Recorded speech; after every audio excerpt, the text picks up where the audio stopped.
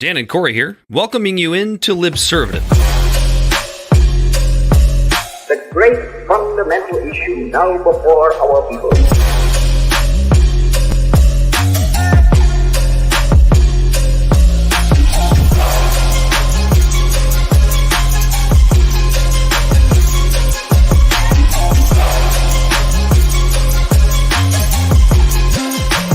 We, the people, cannot turn back.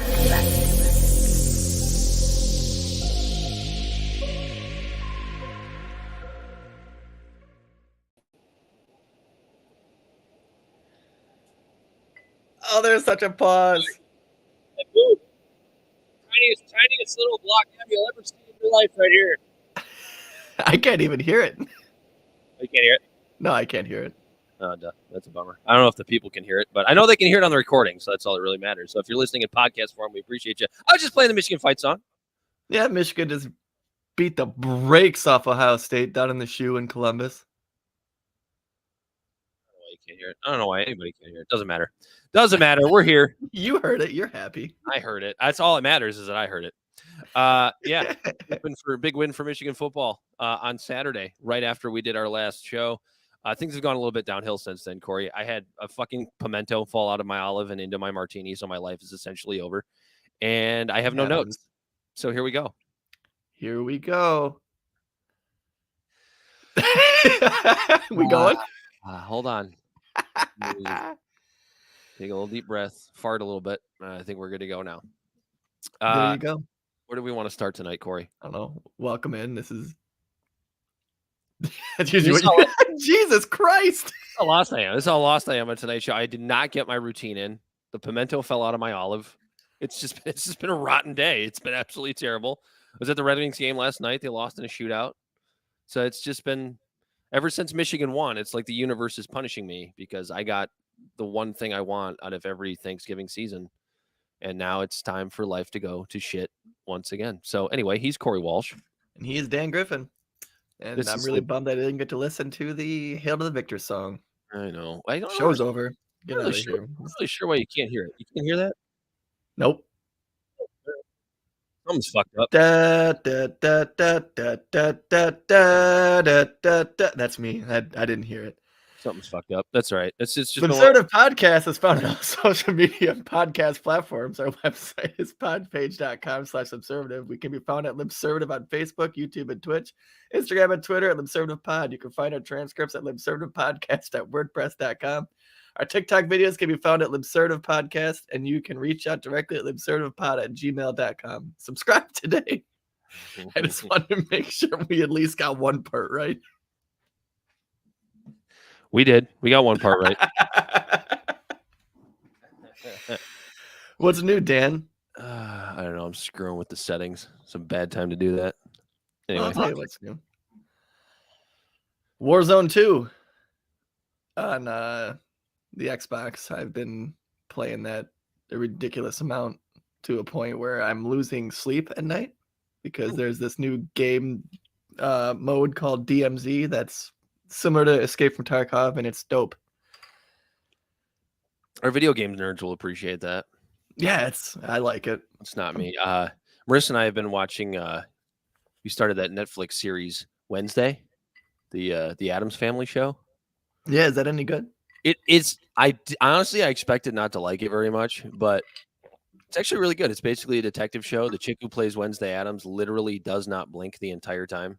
It's actually really creepy and fantastic. It's directed by Tim Burton.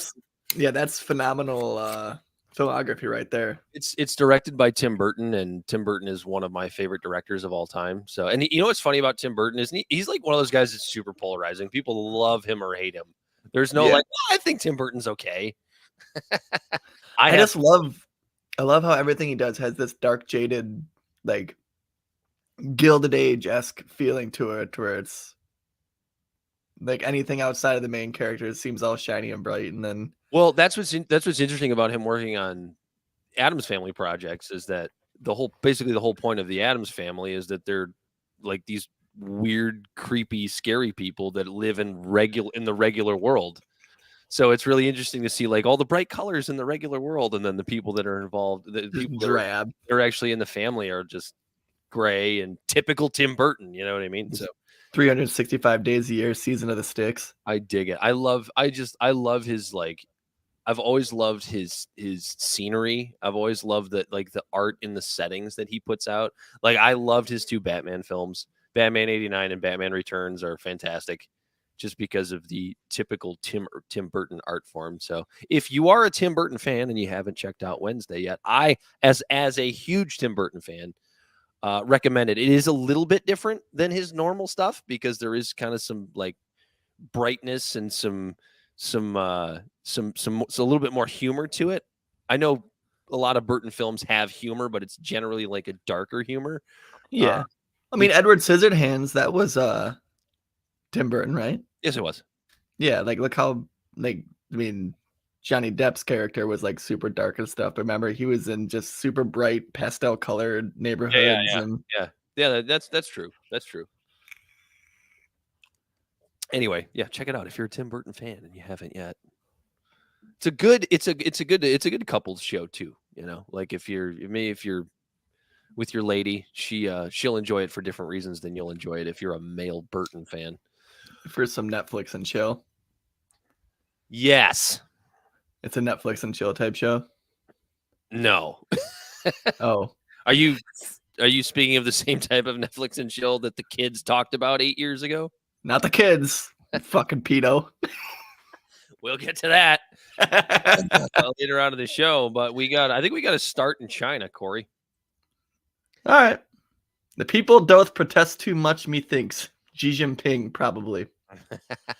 So we're seeing some unprecedented protests happening in China that are like on the scale of Tiananmen Square.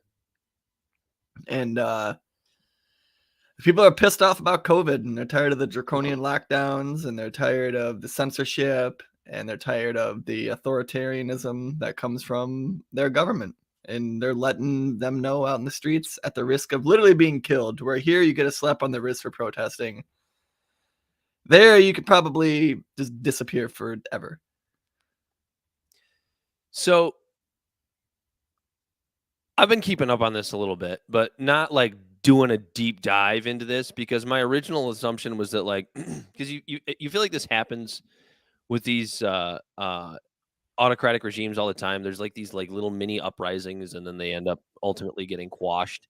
And I think that's probably what's going to end up happening here. But I was a little encouraged because this is like, I think the most far spread protesting against, I'm not even going to say it's necessarily against the CCP. It's really more against CCP policy, right? Which I guess ultimately makes it against the CCP. But it's like the most far spread one that I can remember seeing, at least that like made it out to the West, right? Because I mean, how many times have these things happened where China and the CCP have just kind of kept it under wraps? Been able to keep it under wraps and not say anything. Forgot about it. Yeah, no, that's true. So like that, I find that part encouraging, and I also find it encouraging because I think we look at China and the CCP as having the most broad and strong stranglehold on its people, at least that we're able to see in the mainstream, right? Like you could say maybe Iran is worse, but we don't necessarily see as much coming out of there. Obviously, North Korea is the most dictatorial and autocratic and awful regime in the world at this point. But as far as like power globally, it's China, right? And when you see this going on in China and you think about all of the talk and rhetoric here in the United States or in the West about the possibility of autocracy, and we've talked about it, right? Like even the COVID lockdowns here, we were like, yeah, that's fucking autocratic and you can't goddamn do that. It gives me hope for us domestically. That like, because we're still so fucking free at the end of the day, you know what I mean? Compared to like China, and like it's still, there's still uprisings even in a place like that. It makes me go, we can't sit back and do nothing when our government fucks us over and tries to pull this bullshit. But it is a little bit more encouraging because if they can do it, why the hell can't we? Oh no, exactly. Yeah, no, so I don't have it saved, but I saw this tweet that was talking about this. You want to talk about the dynamics of a democracy and us protesting, and then an autocratic country that's authoritarian like China. I saw someone on Twitter and they were like, the people in China are protesting after 3 years of COVID lockdowns. The pussies in America couldn't even last 3 months. And it was like, well, wait a minute. Like, you're kind of saying the quiet part out loud, because the people here all of a sudden were fed up after 3 months because they didn't want to be in the position of being locked down for 3 years.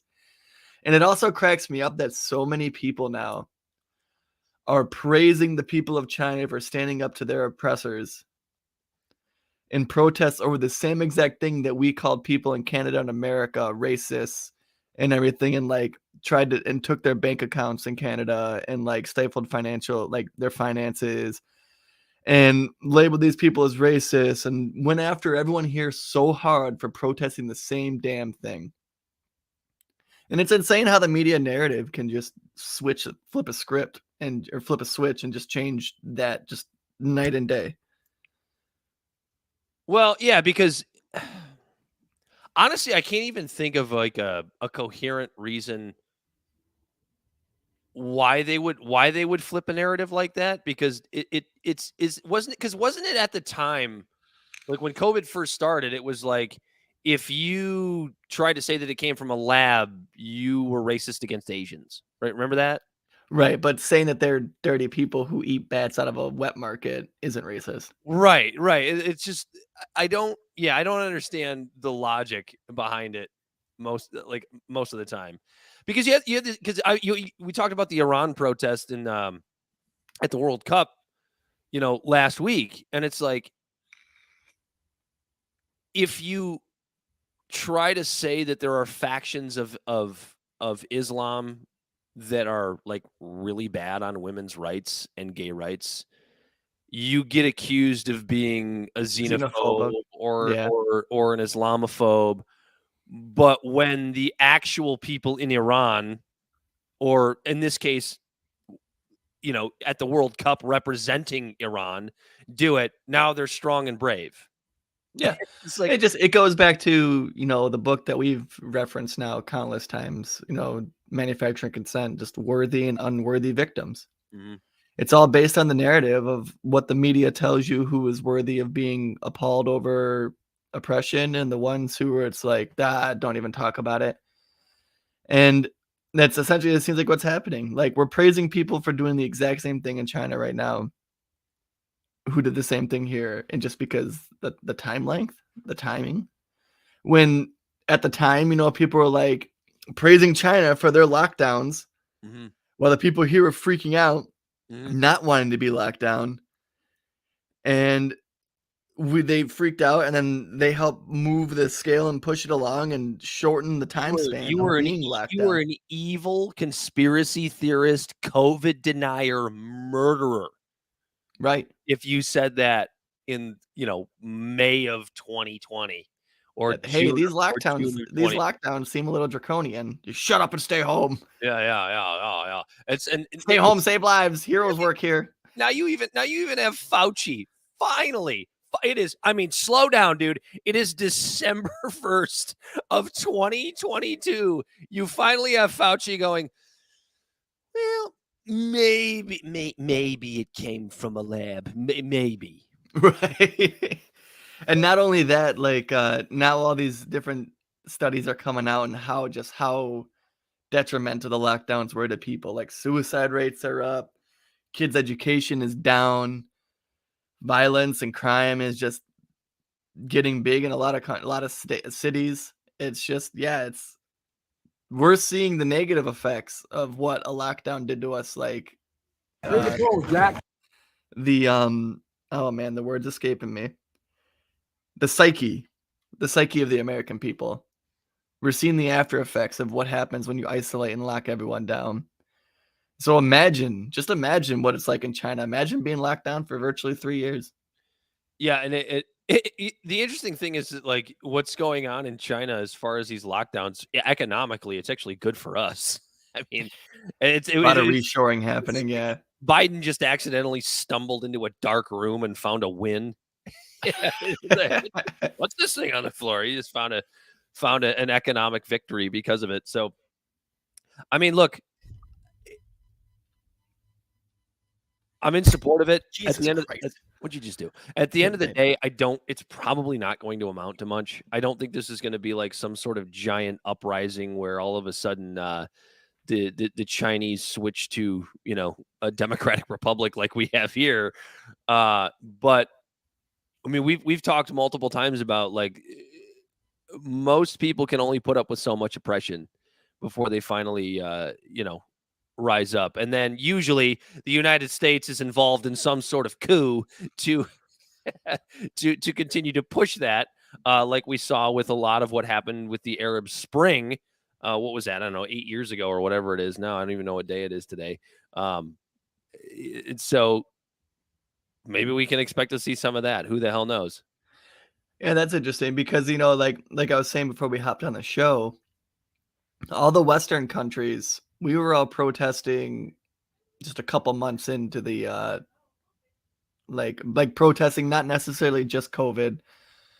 The COVID protesters were told it was unsafe that they were all congregating. And then the George Floyd protests happened, and then those were okay because they were outside. And that launched protests in all the Western countries all over the world. And these autocratic countries were telling their people, yep, see what happens in a democracy? It's a mess. Look at them. They're burning down their cities, and they're just treating their cops like shit and this and that. And it took 3 years, but now we're seeing these massive protests and all of these super oppressive regimes like Iran and China and Russia. And it's just interesting to see that now it's happening there. And like the protests there are good, but the protests here are bad. When it was the people protesting COVID, they were all trying to kill grandma. And then, but the George Floyd protests were okay if you were on one side of the spectrum. But then on the other side, blocking the streets in Lansing, Michigan, and protesting here was good. But then the George Floyd protests were bad. Well, that's just it. That's where I think a lot of, particularly people in the West, have this weird disconnect. The heart of the protesting that took place here in America, we'll call it from, the late winter of 2020 all the way up through, I guess you could say, till today, were for very similar reasons. I mean, like less direct autocracy, but it was the threat of autocratic policies that a lot of people were protesting. I think you could even say that there was an inkling of that even at an event like January 6th. Now, that doesn't mean those protesters were correct. They were obviously dumb. Like it wasn't the same thing. But at the end of the day, it all kind of boils back to like this distrust of government and this fear of dictatorship and autocracy taking over our democracy. And what's interesting is that we have these two sides of the same coin. Whether you're a conservative or a progressive, you're afraid of the same thing, but you're just only afraid of the other side doing it, and not really not really realizing how culpable your side is in the same thing, which is ultimately going to lead to whatever it is that you're protesting against. Yeah, and for example of that, of the flip the two sides, like when Trump was going after Julian Assange, the whole left freaked out saying journalism is being attacked. But now Biden is going after Assange even harder, and the left just isn't even talking about it. It's just the two sides of the way a narrative works out on something, and I forgot what I was going to say next. Jay just asked, do you think if people are black in the streets, should they get ran over? I actually have two answers for this. I have two answers for this question. The first one is morally, absolutely not for any reason. But personally, when they're in my way, goddamn it, I want to run them over. Get the fuck out of the way. Yeah. So it comes down to, I guess, if you ask the majority of Americans, it depends on if they think the protest is worthy or not. That's exactly right. Because if someone ran over, well, perfect example, a person at the Charlottesville protest ran over protesters and killed someone. And then on the flip side, what was it just recently? That one guy ran over that Republican teenager because he thought that because they ultimately ideologically disagreed. And so it happens. But I think Jay's point is more like because he just said this protest. I think it's more of his point is like he just wants to get home. Out of the way. I'm trying to go home for the love of God. But at the same point, Jay, I'll push back on that a little bit because obviously if they're protesting in the middle of the street and blocking the street, it's having more of an effect. Yeah, it's getting your attention. Yeah. Whether you agree with their statement or not. I mean, I agree though. If I don't agree with the cause or like I just don't give a shit about whatever the hell they're protesting, but I really just want them to get the hell out of the way. I just want to go home. Yeah, it's insane how Xbox. Yeah, I just want to go home and play Xbox. Yeah, no, it's frustrating because it's a very subjective answer or very subjective question. It's like, do you think it's something worthy of protesting in the street or not? And I guess that it's just based on your own personal, morals and everything like that. Like right now in China, they're blocking the street in their protests and everyone's happy about it because it's a communist regime. But go block the streets in Lansing during COVID and you're going to have the whole left freaking out crying about ambulances. But then go block the streets in Minneapolis for a black person getting killed by police, and all the right's going to be crying about ambulances being blocked. How about the truckers? Oh yeah, the truckers in Canada. So yeah, those were just a bunch of racists and fascists that were just there to just rabble rouse and create a scene. It's really interesting how like I don't know if Jay feels this way. Maybe he just feels that way about all protests. But I think as a general rule, most people could totally support blocking the streets for a cause that they support and want to run people over for a cause that they don't support or are against. I happen to be on. Yeah. So it is. It's a very subjective question. Yeah. I guess it's what you personally think is morally advantageous to create a scene like that. Like if you think it's worthy of your cause. Yeah. So I don't know. Like it's frustrating. Like when the protests in Lansing, Michigan happened, and I was more pissed off about the people blocking the streets than I was about the people standing on the Capitol steps with their guns, because they were there just lawfully protesting. But I was pissed off about the people blocking the streets, even if it was over draconian autocratic policies that made everyone stay home and said you had to drive with papers. Do you remember that? I had to have papers in my fucking car. I don't think I ever actually carried those. I just had it in there. Dude, what a wild fucking time, dude. Yeah, it was pretty interesting time, wasn't it? What's the end game for you?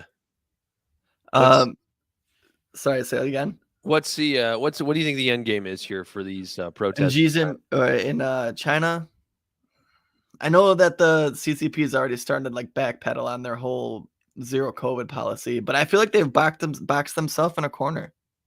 Overall, the CCP, they got to the CCP. They boxed themselves into this corner where they made everyone think that COVID was so bad that they had to stay home, and they implemented a bunch of serious authoritarian policy under the guise of safety, which is generally what authoritarian governments do. We're going to keep you safe. Follow these rules. Yeah, and you never get your freedom back after you accept those. The great wise founding father Benjamin Franklin said, "It's what did he say? You can't giving up freedom for temporary. If you give up freedom for temporary safety, you will have neither." Yeah, I don't know if that was the syphilis talking or, but those are wise fucking words from that guy. Should have used some of those goat skin rubbers there, Benny. You probably should have. I just called him Benny. But yeah, so it's interesting to see, like just on the grand macro scale of all of these different protests happening in these other countries. Like the Iran one is happening too, and that was over a woman getting killed because her hair was showing. And the ones in China got kicked off because in China they were literally welding doors shut on apartment buildings if someone had COVID in it, and one of them caught on fire and a bunch of people died. The video is horrific. Dude, I know here's the thing. This is just a little side tangent. I've looked at some of these videos on Twitter of them supposedly welding doors closed. I know they were blockading doors. But the 3 videos that I saw, this guy had a torch and it wasn't even touching the door. And it was a 10-second clip. I'm not sure they were actually welding doors shut. No, they were. I saw videos when COVID first happened because hey, Brightness. Because that was one of the things that made me think, holy shit, this virus is absolutely devastating because it's making China weld people into their apartments. You know what? That's the other thing. Remember how much we were touting the way that the Chinese handled this virus at the beginning? Remember that? Yeah. Remember them foaming streets and stuff like that? What the fuck? Yeah, they had supposedly eradicated it. Well, that's what's so interesting is because remember we were all in lockdown and they supposedly eradicated it, and everyone's like, see, why can't we just fucking stay home?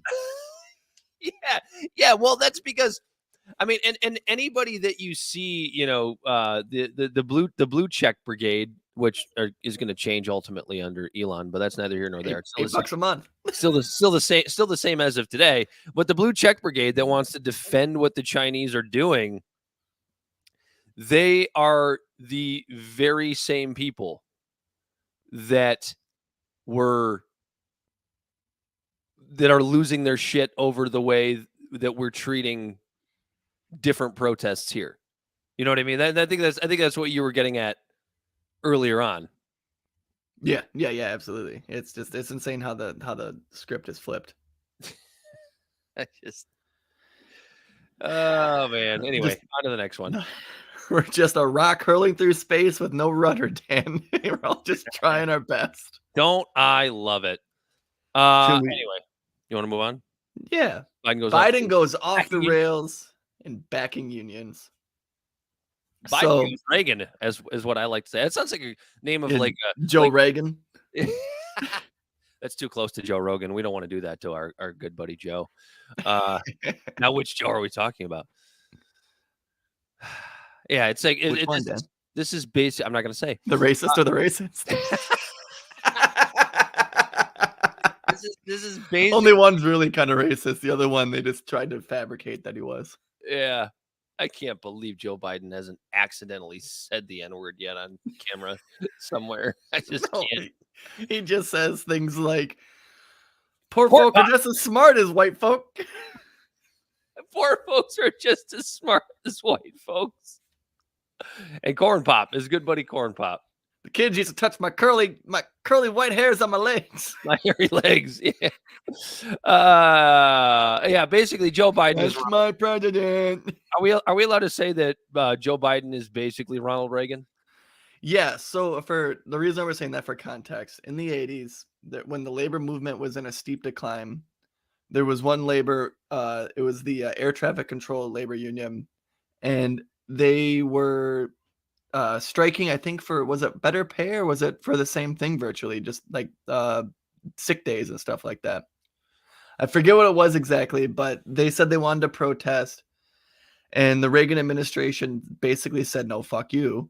We need to get those airplanes in the air.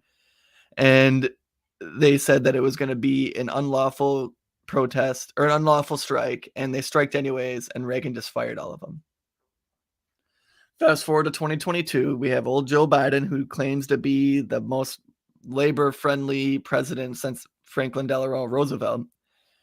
And here he is cucking out to a monopoly of the train union, of the train industry, like the railroad industry, because he's finally has inflation not necessarily under control, but it is starting to slow down. Gas prices are starting to slow down.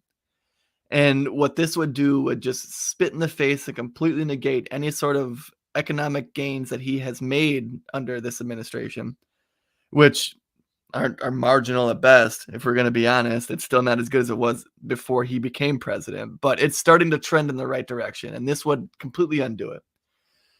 And so instead of letting the workers negotiate their contract with these big corporations, they are going to impose more government regulations on them and tell them that it's going to be unlawful for them to strike.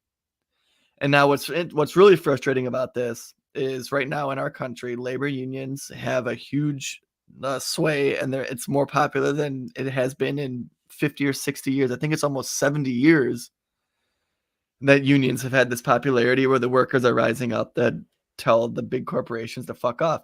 And I think that ultimately, from a fundamentally libertarian point of view, I think less government is better. I think that the workers should be able to negotiate their contracts in good faith with their employees or employers without the government intervention.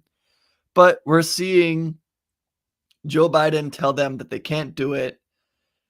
And it's frustrating because when they say, well, yeah, I mean, if the rails close down, then we're not going to be able to get the chemicals to treat water out west and all these, and then there's not going to be food on the tables for millions of Americans and this and that.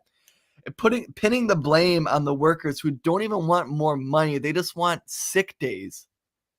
These workers who are the backbone of the infrastructure that get all of our fucking goods and services across the country are now being blamed because they just want a couple sick days that there's not going to be food on the table for people. When in all reality, you have these rail companies who could just hire more people and give these people sick days. And they were literally being held over a barrel for this. And instead of holding them to task, we're blaming the workers. And now it just passed before we came on the air that the House of Representatives and the Senate, both right as of this moment, democratically controlled, said that those workers cannot protest. And then they also tried to pass another bill that they would implement that the government says they have to have 7 sick days, and then that failed. So now these workers illegally can't strike, or legally can't strike, and they also don't get their sick days. So good job, Biden. Great job. Right out of the Reagan playbook. Here's the silly thing to me. It's just I don't really understand how not just Joe Biden, but the entire federal government can sit there and think that they can flex here. Because no, that's the problem is they can, but they're doing it and they're cucking out the corporations. But here's who ultimately holds the power in this situation? If the government wasn't involved, the people. The rail workers hold the power. Yeah, if the government did not get involved, the rail workers absolutely hold the power. They still hold the power, Corey, because Joe Biden and the House and the Senate can come up with some bill that say, well, it's unlawful for you to walk away from your jobs. Okay, what are you going to do? Autocracy in, autocracy out. What are you going to do if they do? What are you going to do? You're going to throw all of them in prison? You're going to fine every one of them individually? You want to talk about people pushing back against autocrats? You want to talk about what's going on in China? What we just talked about 15 fucking minutes ago? Right.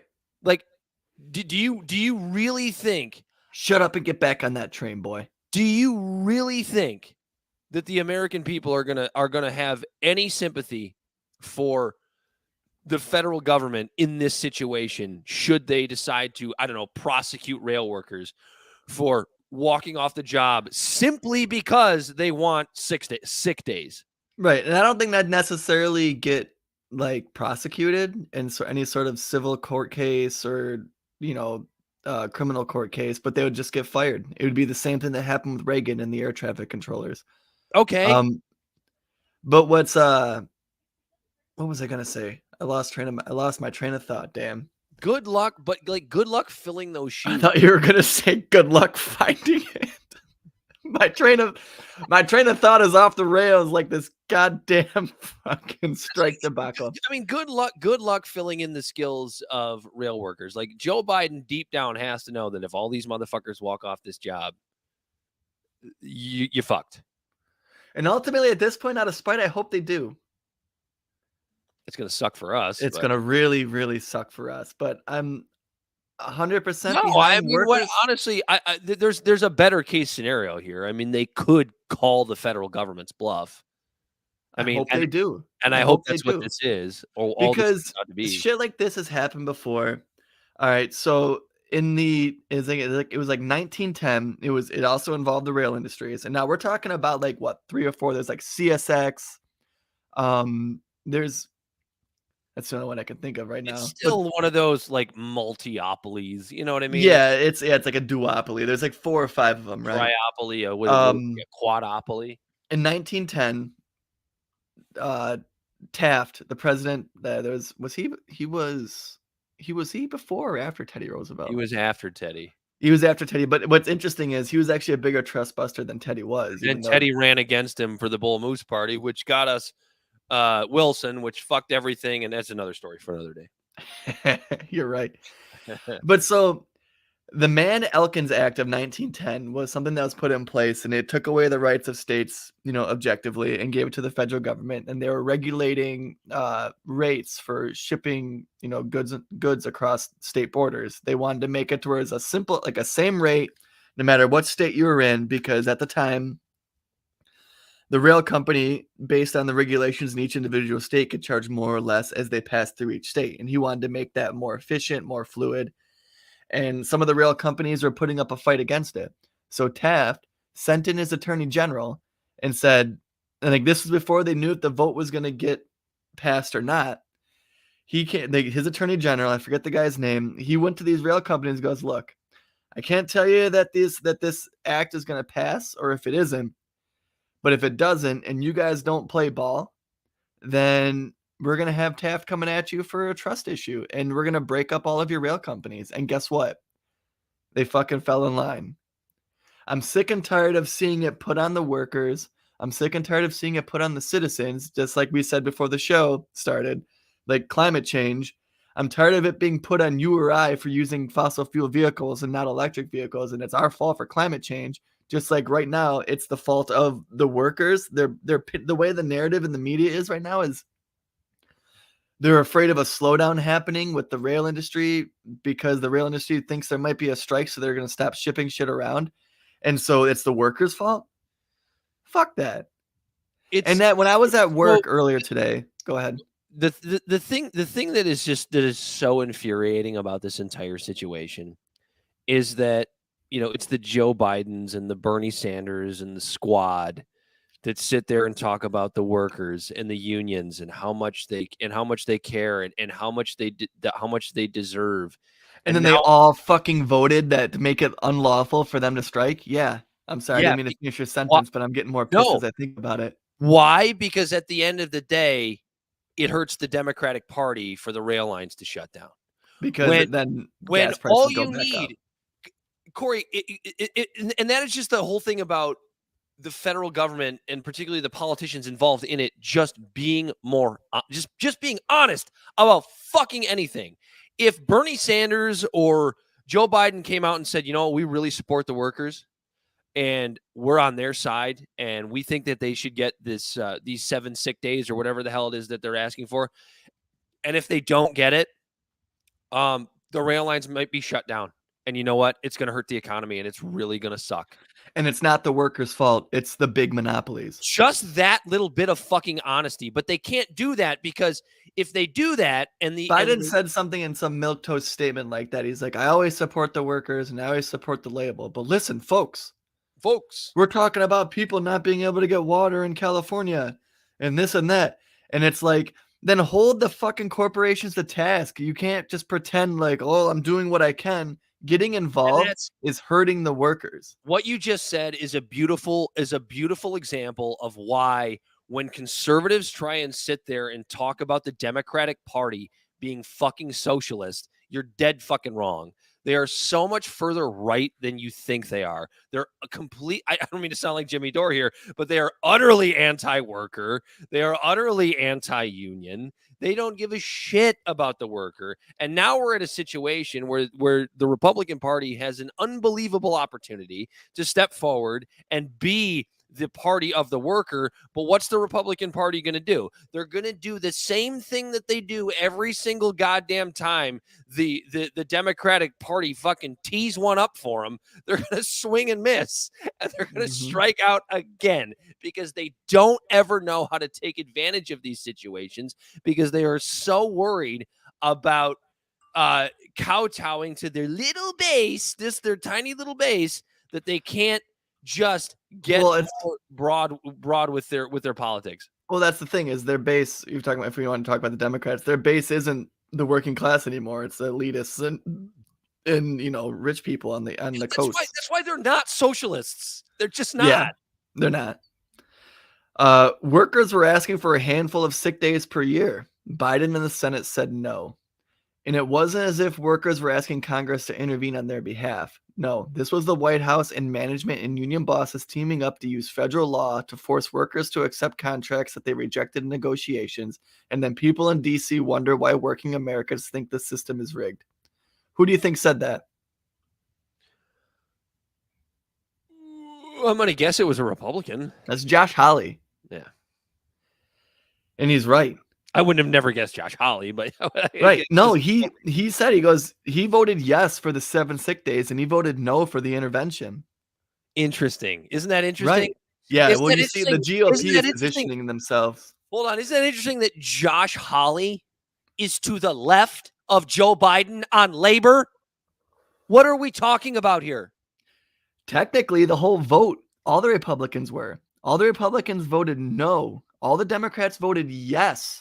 This realignment isn't that absolutely fucking insane? So I was at work today, and when I was first thinking about it, before I started to get a little heated, I was like, well, it makes sense. You got to keep the economy running and this and that.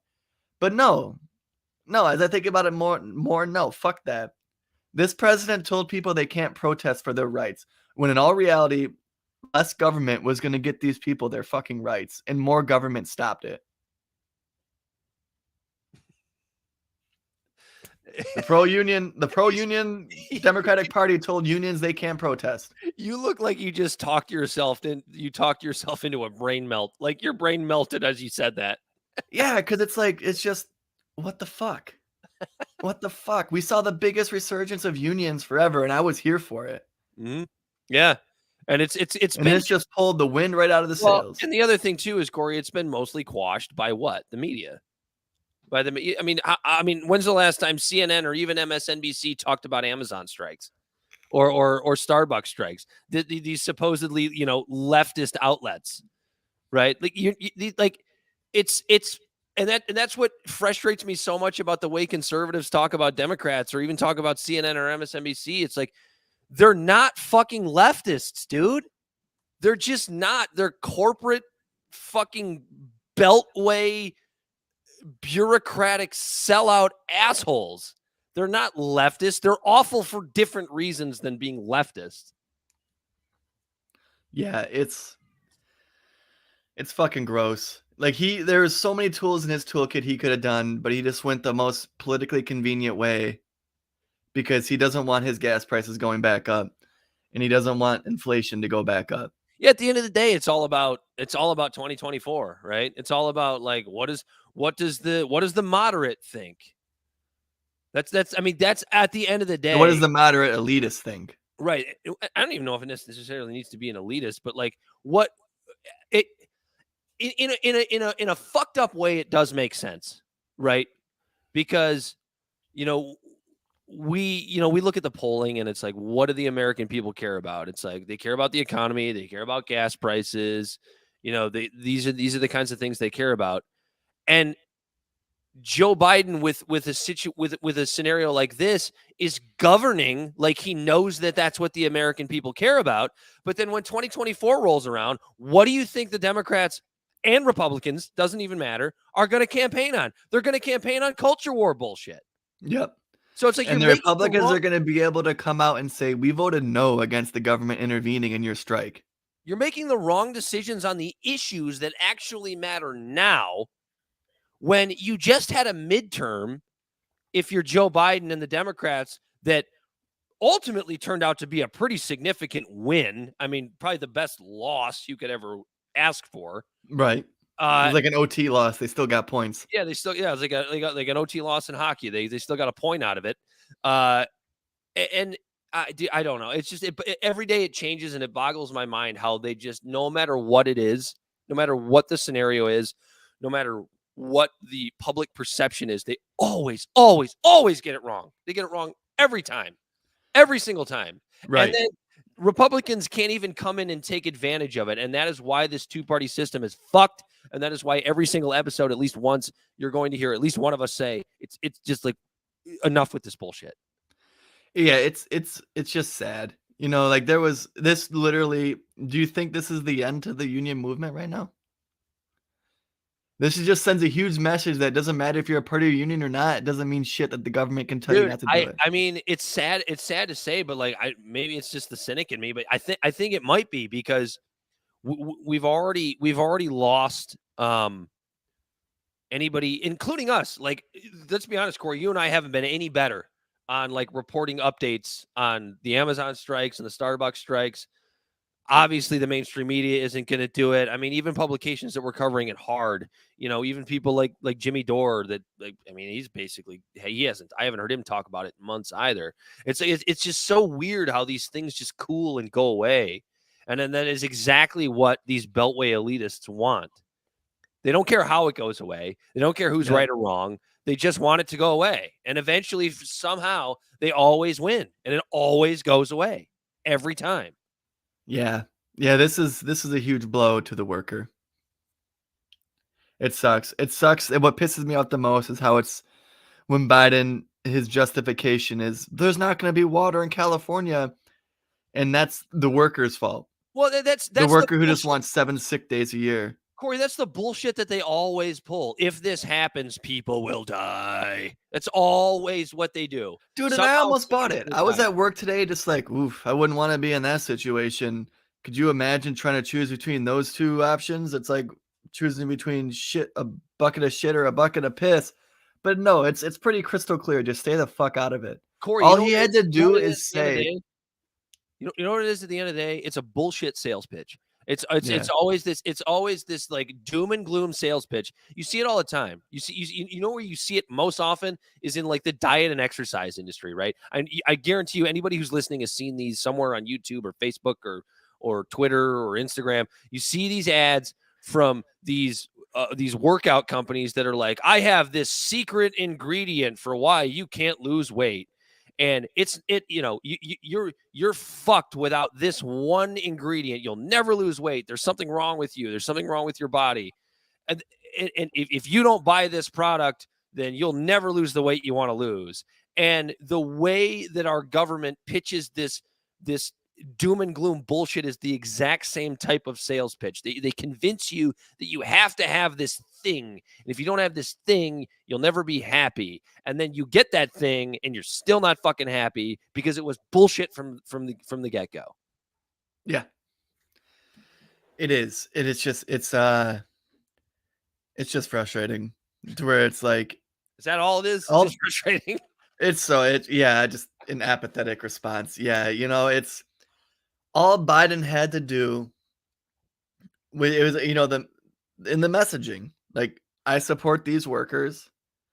If there is a strike, we're talking about an industry that is recording record profits in the billions of dollars. 7 days of work, 7 days of sick pay for these workers would cost them roughly $321 million, leaving them billions on the table still.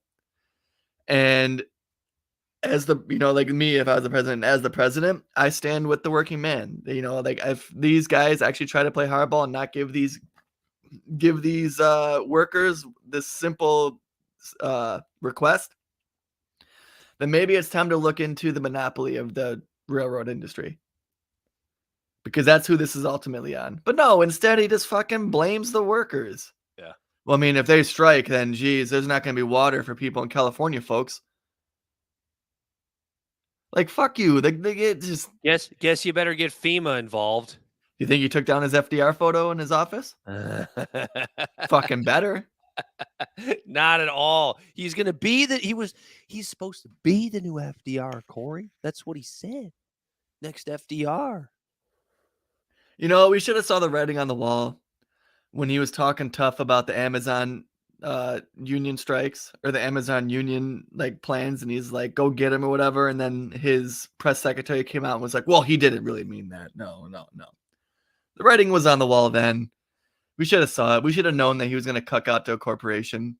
And I almost bit it. I was at work like, oh, yeah, you know, I mean, it's a tough call. I don't know what I would do, but no, fuck that.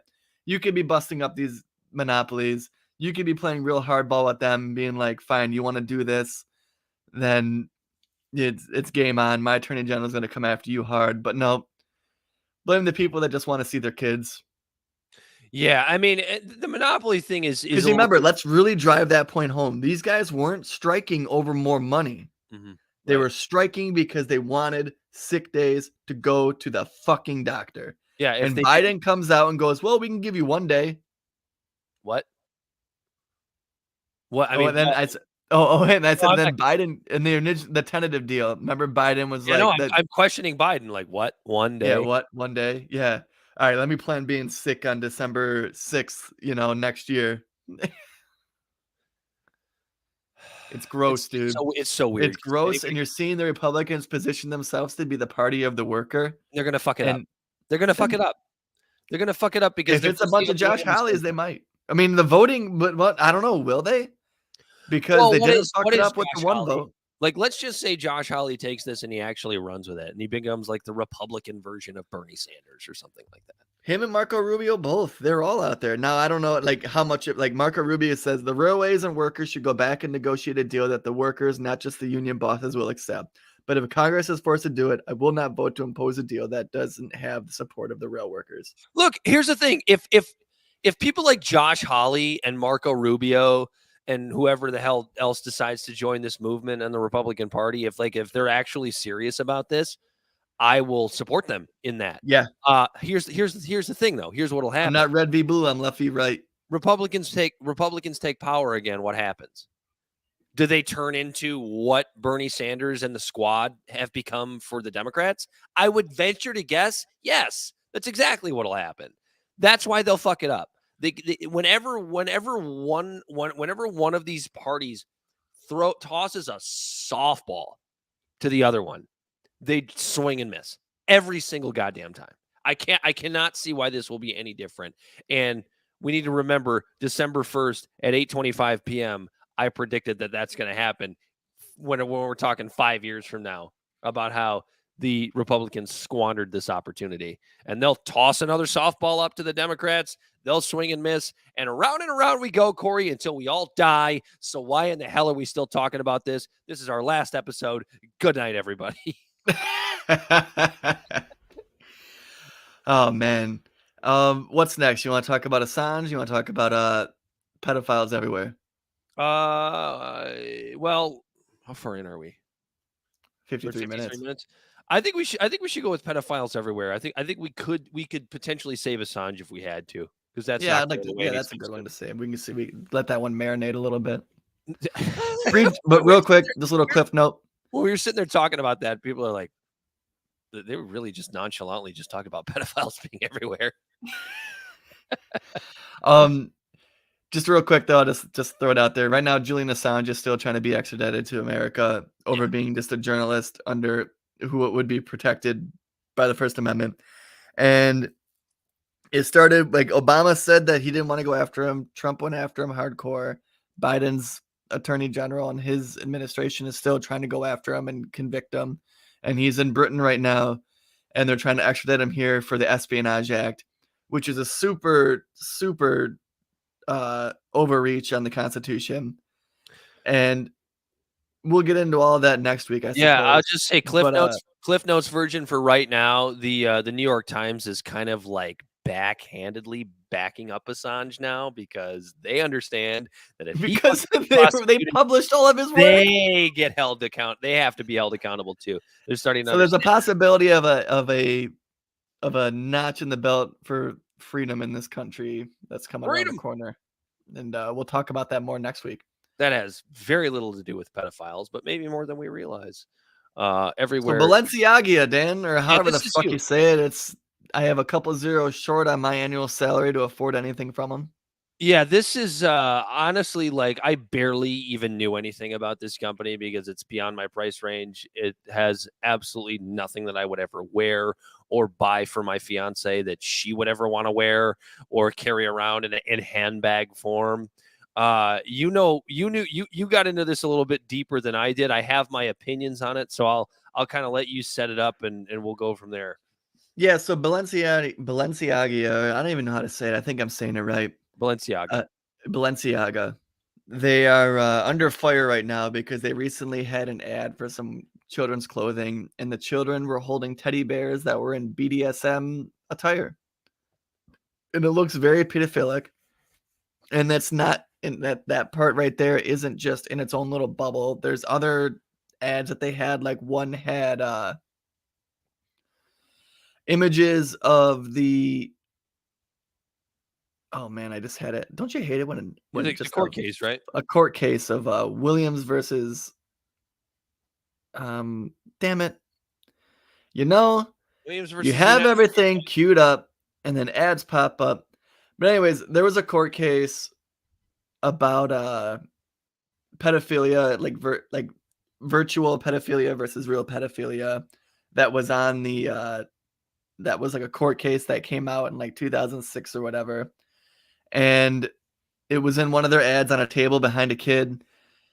And so like there's some serious chicanery going on in over at Balenciaga, and they're getting called out for what looks like pedophilia in their ads. And now they're trying to sue the ad agency and things like that.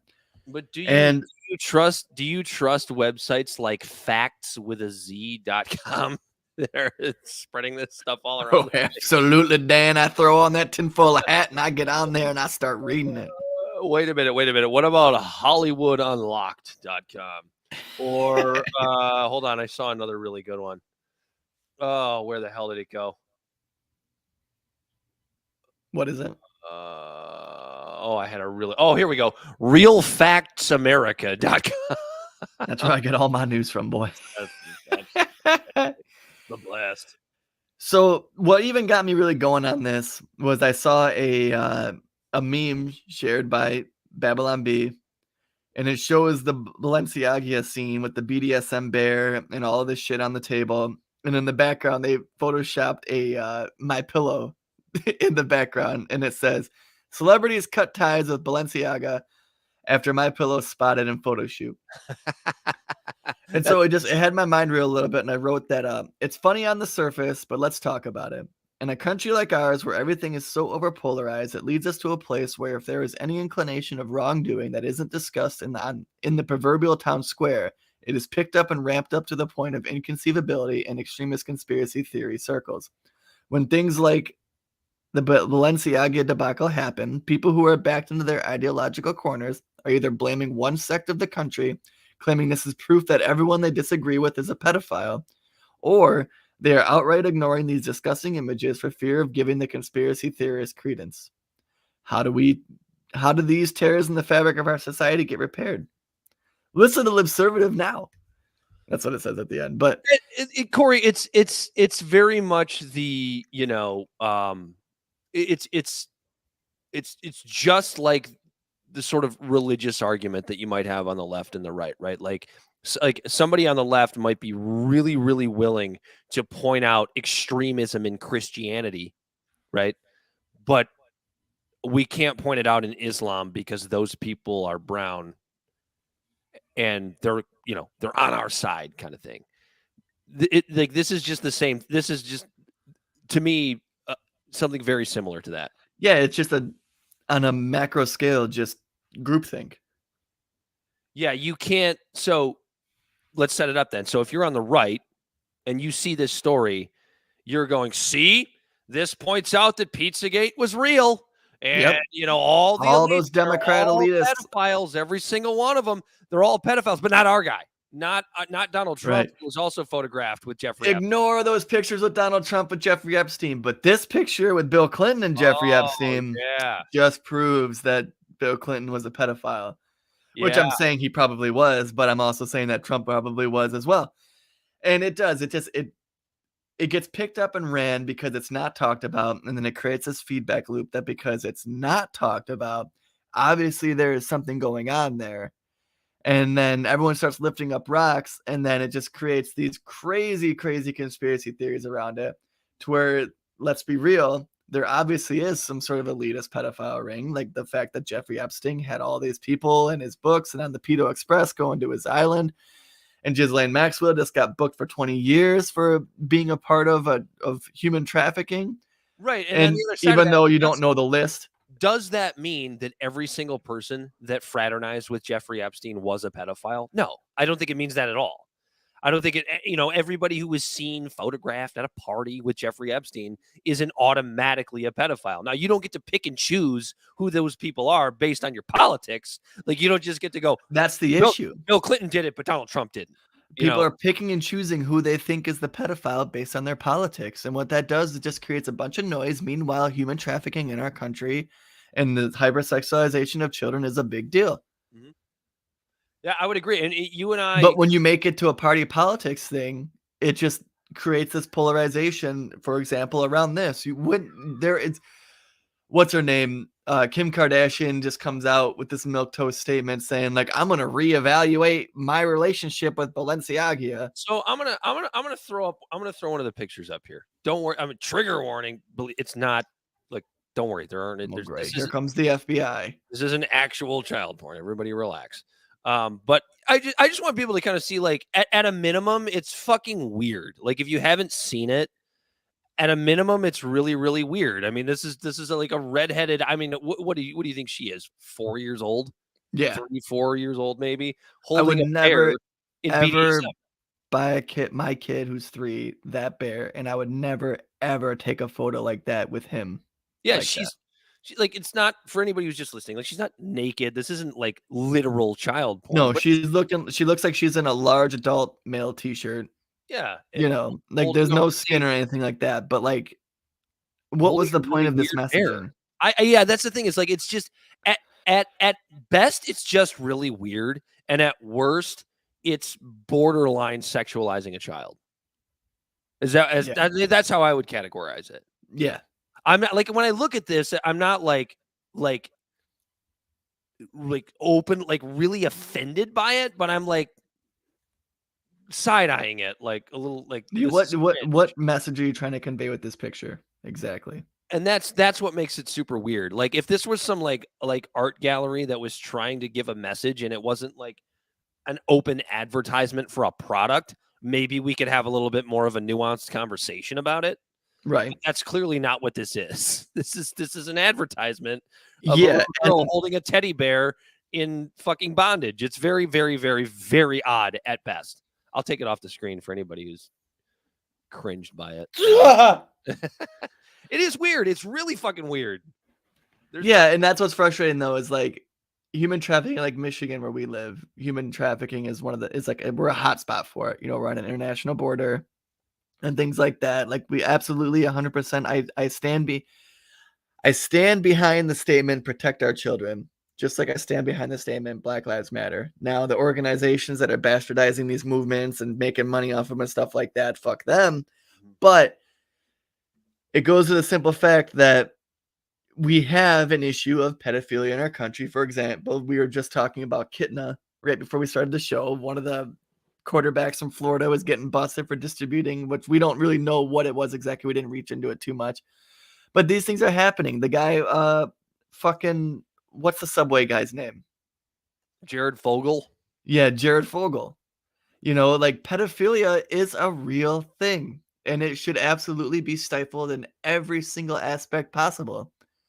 Well, but when you put that behind the scope of party politics and partisanship and polarization, You're taking the wind out of the sail because now it's about you're attaching it to someone else's ideology, so they feel that they have to defend it. Well, and then it's not just that, Corey.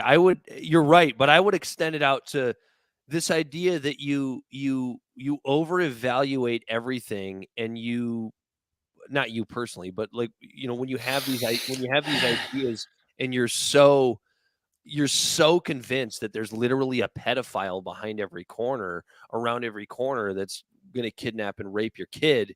You literally start to see it everywhere, to where you're constantly pointing it out. Like if you're Fox News, you're constantly pointing it out, or you're Breitbart, or any of these conservative publications, you're constantly pointing it out, to where it gets to a point where it's so saturated that anybody who doesn't think that that's an issue doesn't take you seriously anywhere. Just creates a bunch of noise, yeah. Including in this Balenciaga ad that is really fucking weird at minimum. And so you're going to get people that might have otherwise weird at minimum, nefarious at maximum. Yeah. At worst. But you're going to get people that have just gotten so inundated with this ideology that there's just a pedophile around every corner, and they're so fucking sick of hearing it. They're going to look at this Balenciaga ad and go, I don't really see anything wrong with it. You guys, exactly, pornographic, so I don't get it. The word pedophile is up there with Nazi and racist. It's supposed to make you recoil. That if somebody is labeled that, it's like, ugh, that's just like, that's gross. And that's where. But when it gets used over and over and over and over again in our country, everyone's a racist. Everyone's a Nazi. Everyone's a fascist. Everyone's a groomer. Or everyone's a groomer. Yeah. When everyone's a groomer, everyone's a racist, and everyone's a fascist, and everyone's a Nazi, then no one is. Nobody's any of those things. Yeah. And it does. It just pause, get your emotions out of it. I mean, I guess it is a very emotionally driven topic. Obviously, like I have a 3-year-old. Like I would be in jail if I found out anyone touched my kid. Mm-hmm. I would be in jail.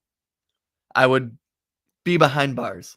But 100%. You don't run around thinking that every single person is trying to touch my kid. No. Yeah.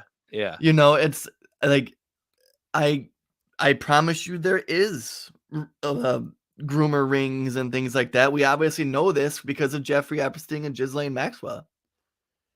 And are there people who are in elitist circles that are getting away with this shit? Probably, most likely. I would be surprised if there wasn't. But to think that it's let's break pedophilia. down. Okay, real quick. Pedophilia isn't a party affiliation. Okay, Matt Gaetz. Okay, Donald Trump. Right. You know what I mean? Like, it doesn't matter which party it is, but when we make it a party affiliated thing, you're making half the country just lose interest in what you're saying. It sucks that we have a duopoly like that, but that's only what it Democrats is. Are groomers. Only Democrats are pedophiles. Yeah, Biden, who wasn't even allowed on the Lolita Express with Jeffrey Epstein. He's one of the only one of the last 4 presidents who hasn't been on the fucking plane. They were probably like, old Joe's really gonna blow this up for us. He's gonna blow it for us. Say something, right? But yeah, so like, I know it's real. But hold the horses. It's almost like a witch hunt. It's getting in the way. Like you just like what was it? There's hotlines for like pedophilia and stuff like that, and the FBI and stuff.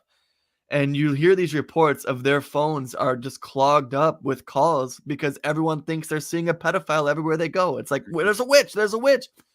So now the FBI is backlogged with actually trying to track down real cases because there's a million bullshit cases in front of it. You want to hear an interesting conspiracy theory? That's all actual pedophiles. That's all actual pedophiles trying to throw off the scent of the FBI from themselves by backlogging everything. Right? Yeah. Just calling everyone gay, but come to find out you watch gay porn. Yeah, Jerry Falwell. One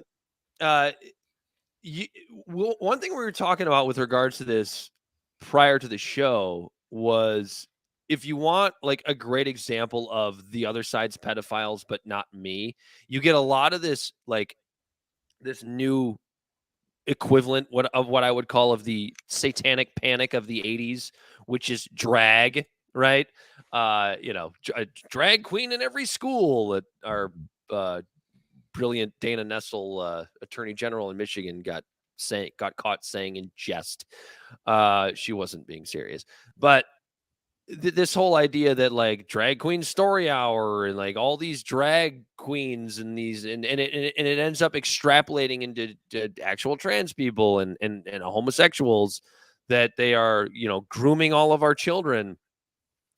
But then all of these really fucking weird Southern conservative beauty pageants of like Honey Boo Boo, 3, 4, and 5-year-old girls.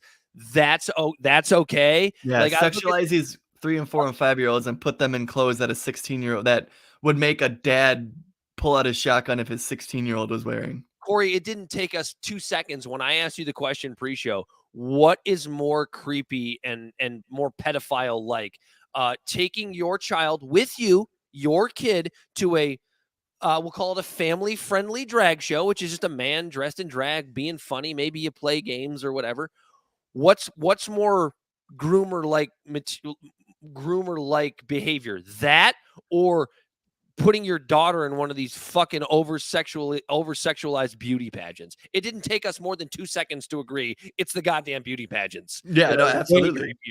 Yeah. Now, the drag queen show is like it's, like I'm taking the words from Barry Weiss's wife, and she says, Barry, like this is people from the LGBTQ community. Barry Weiss is a woman. She has a wife. She's a lesbian. If I had to put that together for you. She says, like, what makes her upset about it is drag is supposed to be taboo.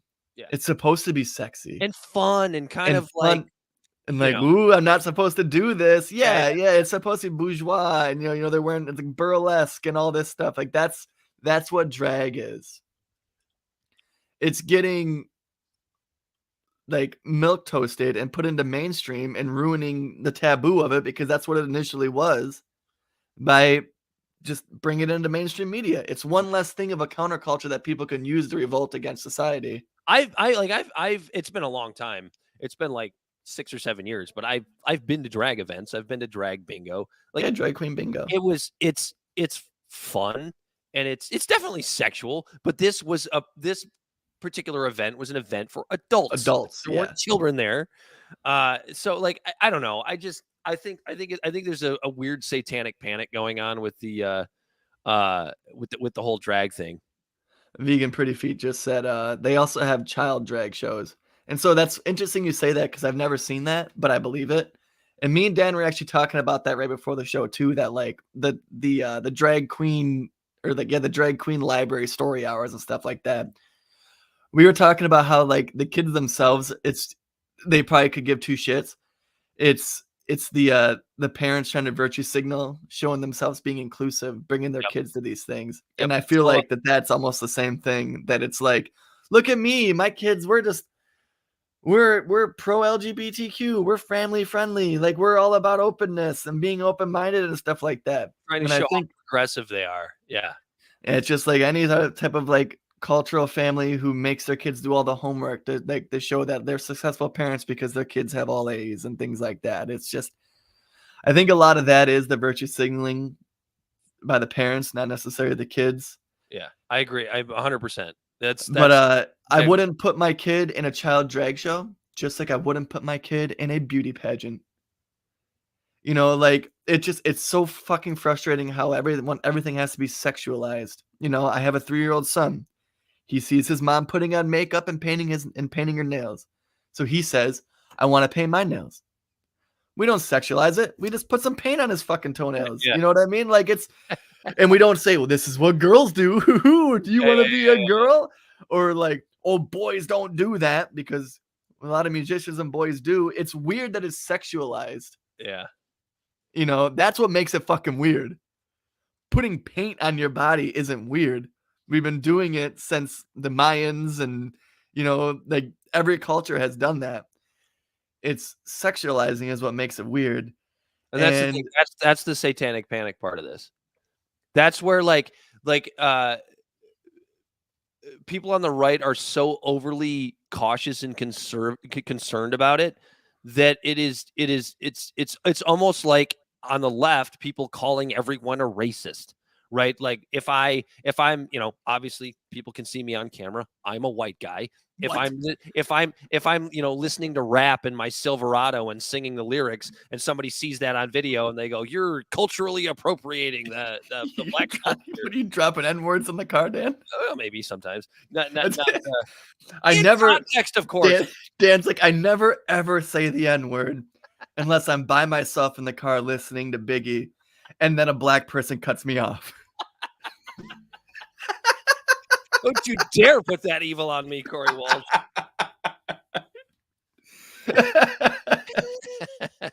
But yeah, I mean that's it.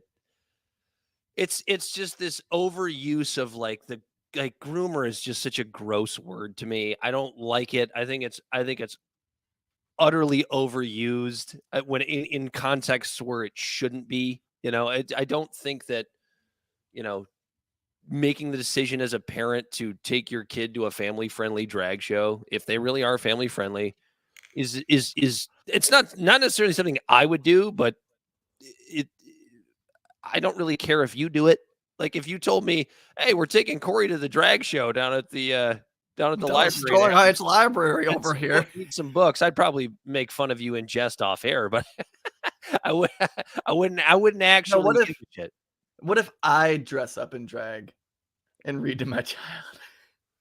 If you just did that for no reason, I would think that was kind of weird, but I wouldn't necessarily. He's like, oh, damn, Corey's marriage is probably on the rocks. He's really into himself now. It's really weird.